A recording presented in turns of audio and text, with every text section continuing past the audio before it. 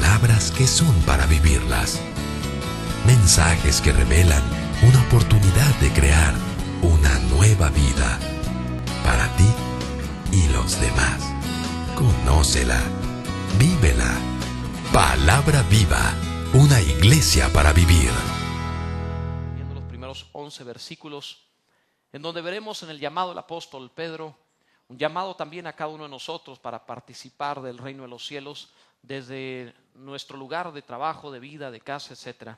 Lucas capítulo 5, verso 1, dice la escritura: aconteció que estando Jesús, léelo en voz alta conmigo, aconteció que estando Jesús junto al lago de Genezaret, el gentío se agolpaba sobre él para oír la palabra de Dios. Y vio dos barcas que estaban cerca de la orilla del lago, y los pescadores, habiendo descendido de ellas, lavaban sus redes. Y entrando en una de aquellas barcas, la cual era de Simón, le rogó que la apartase de tierra un poco, y sentándose, enseñaba desde la barca a la multitud. Cuando terminó de hablar, dijo a Simón: boga mar adentro, y echad vuestras redes para pescar. Respondiendo Simón le dijo: Maestro, toda la noche hemos estado trabajando y nada hemos pescado, mas en tu palabra echaré la red. Y habiéndolo hecho, encerraron gran cantidad de peces y su red se rompía. Entonces hicieron señas a los compañeros que estaban en la otra barca para que viniesen a ayudarles, y vinieron y llenaron ambas barcas de tal manera que se hundían. Viendo esto, Simón Pedro cayó de rodillas ante Jesús diciendo: apártate de mí, Señor, porque soy hombre pecador. Porque por la pesca que habían hecho, el temor se había apoderado de él y de todos los que estaban con él. Y asimismo de Jacobo y Juan, hijos de Zebedeo, que eran compañeros de Simón. Pero Jesús dijo a Simón: no temas, desde ahora serás pescador de hombres. Y cuando trajeron a tierra las barcas, dejándolo todo, le siguieron. La palabra de Dios, conforme vemos en ese primer versículo, es un éxito. Cada vez que se predica el mensaje de Dios, que venga de Dios, que no sea solamente el entretenimiento de alguien que quiera tener contento a los demás, o que no sea la palabra que dulcifique solo el oído de los oyentes, sino que verdaderamente provenga del cielo, de un predicador que se ha tomado el tiempo de escuchar a Dios, de consultar, de preguntar y decir: ¿cómo le llevo? ¿Cómo digo estas cosas a tu pueblo? ¿Qué es lo que debo decirle? Cuando la palabra de Dios viene de Dios, entonces hay grandes resultados, pasan cosas maravillosas entre su pueblo.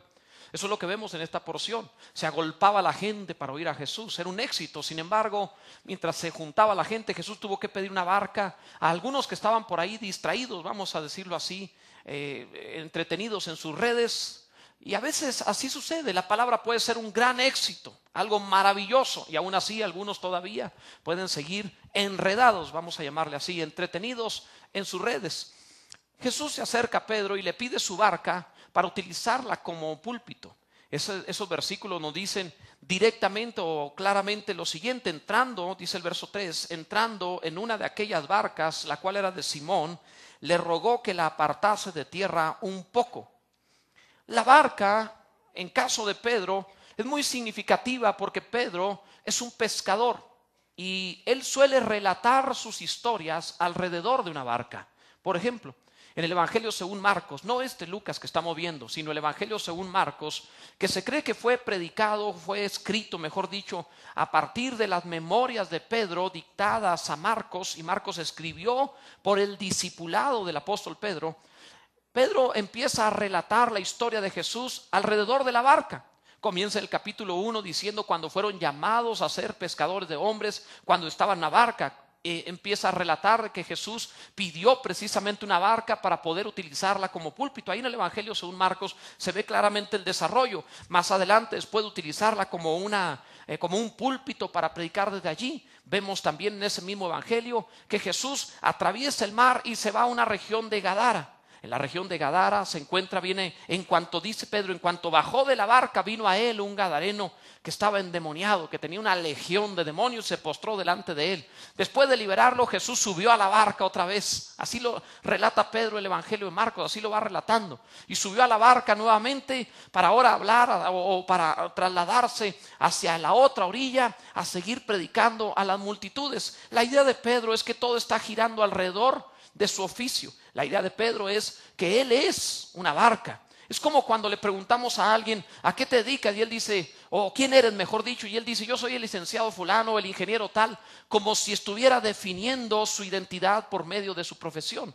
Pedro utiliza la barca para relatar la historia de Jesús. Después de que Jesús regresa, vemos en la Biblia que le anuncian que Juan el Bautista murió, y cuando le dicen de Juan el Bautista, después precisamente baja de la barca, le habla a una multitud, viene Jairo ahí cuando bajó de la barca, le anuncian que Juan el Bautista murió, después de predicar a la multitud, de sanar a la hija de Jairo, se sube a la barca y se quiere ir a otro lado, le dice a sus discípulos que se adelanten. Todo está sucediendo en Marcos alrededor de una barca, y tú vas a ver que él, como pescador, está hablando de su vida como una barca, como una figura. Por eso cuando el apóstol Pedro comienza a tener problemas y niega al Señor, cuando tú ves que Jesús es crucificado, cuando ves a Pedro fallar en sus peores momentos, cuando Jesús está muerto y resucitado, pero Pedro no lo sabe, Pedro no se ve la barca por ningún lado hasta que huye para irse a pescar otra vez pensando que todo fracasó. Es decir, la barca nos habla acerca de la vida de este pescador. Y por esa razón, cuando Jesús se acerca a él y le dice literalmente que quiere su barca, le dice el verso 3, entrando en una de aquellas barcas, la cual era de Simón, le rogó que la apartase de tierra un poco, y sentándose enseñaba desde la barca a la multitud. La barca era Pedro. Jesús le está diciendo, yo quiero tu barca para usarla como púlpito. Yo necesito tu vida, lo que tú eres. Para algunos la barca es su profesión, su trabajo. Para otros será su escuela. Para una mujer pudiera ser una ama de casa, pudiera ser su familia, su hogar. La barca desde la cual Jesús quiere predicar. El punto de este pasaje es que Él está confrontando al hombre para que le ceda su oficio, para que le ceda su profesión. Solemos pensar que la vida espiritual tiene que ver con aquellas cosas que suenan religiosas, las cosas que hacemos en la iglesia, las cosas que desarrollamos entre los hermanos, los tiempos eclesiásticos, los horarios de culto, y pensamos que servir a Dios es si soy maestro de escuela dominical, o soy ujier, o soy un líder de célula, y consideramos que somos solamente servidores cuando estamos en los tiempos de iglesia.